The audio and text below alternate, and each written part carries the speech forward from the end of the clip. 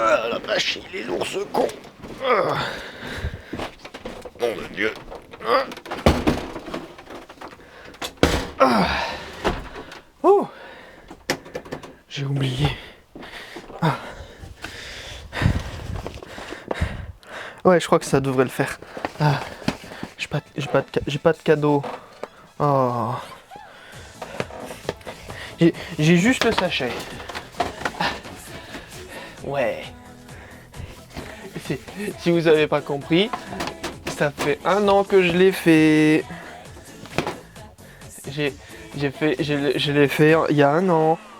Du coup, je vais parler du PC parce que ça fait 1 an que je l'ai fait. C'est mon NAS. Si vous savez pas et que vous êtes nouveau sur la chaîne, j'ai fabriqué un NAS il y a de ça 1 an. Et ça fait 1 an que je m'en sers. Et il fonctionne, bon j'arrête avec cette voix. Et il fonctionne super. Dans cette vidéo, on va parler vite fait un petit peu. Ça fait 1 an donc que je m'en sers. Ça fait 1 an que je l'utilise comme je voulais l'utiliser. C'est-à-dire que vraiment, j'ai fait une machine qui suit ce que je demande. Et c'est bien comme ça. Il fait ce que je veux, comme je veux. Presque. On va revenir sur le presque. J'adore faire du bruit. Ça, c'est un NAS. Pour ceux qui se demandent, ça ressemble vachement à un PC quand même. C'était ma machine principale pendant bien un bon... peut-être bien...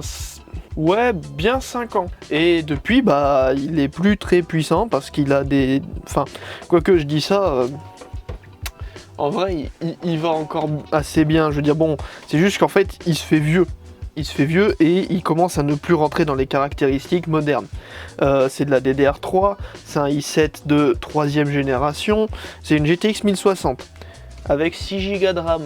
Nvidia, vous faites quoi là? Vos cartes, elles ont juste 2 Go de plus? Vous êtes complètement malade. Cette carte-là, elle a 5 ans. Comment ça se fait? Vous faites quoi Nvidia là?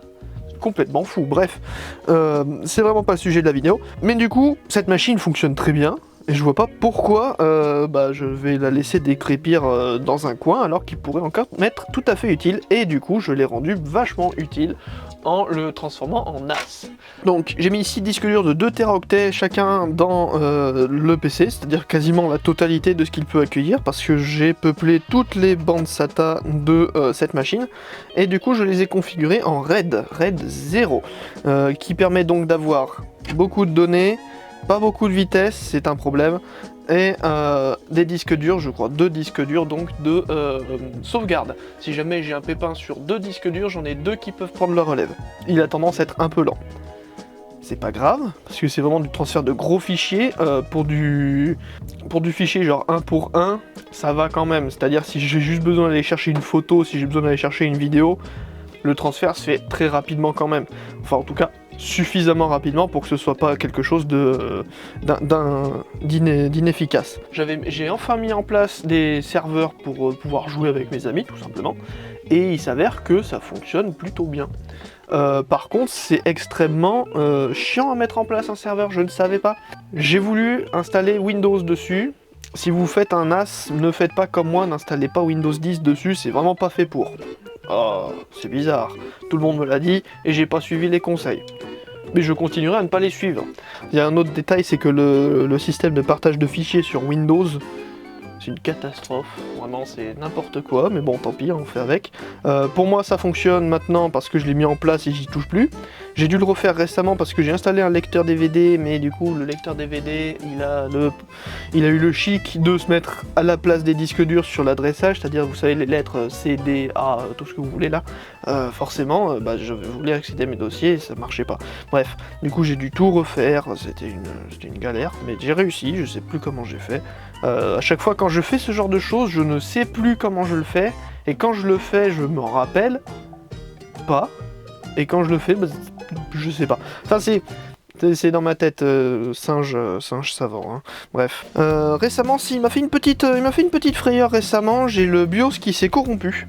Ça arrive, c'est pas grave, enfin ça peut être grave, mais sur une carte mère Asus, c'est pas si grave que ça, parce que Asus ont eu la décence, il y a même la bonté et grand prince, la référence, tout ça, d'installer un petit bouton qui permet de mettre à jour le BIOS sans processeur, ni RAM, ni quoi que ce soit.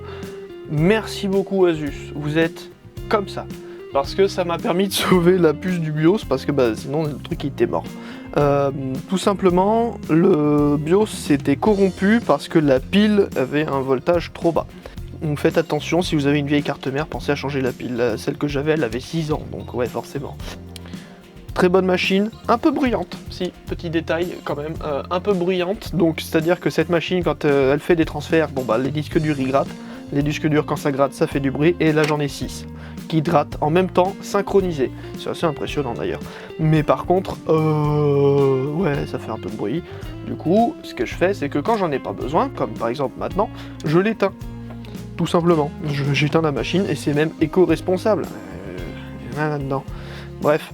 C'est, je pense, tout pour cette vidéo. J'ai pas besoin d'en dire plus, hein, juste il fonctionne très bien, c'est son anniversaire, souhaitez-les joyeux anniversaires dans les commentaires si vous voulez, dans le Discord pareil, enfin bref. C'est tout pour moi, je pense que ce sera bon pour vous aussi, hein. Si vous avez suivi déjà jusque là, merci, c'est top.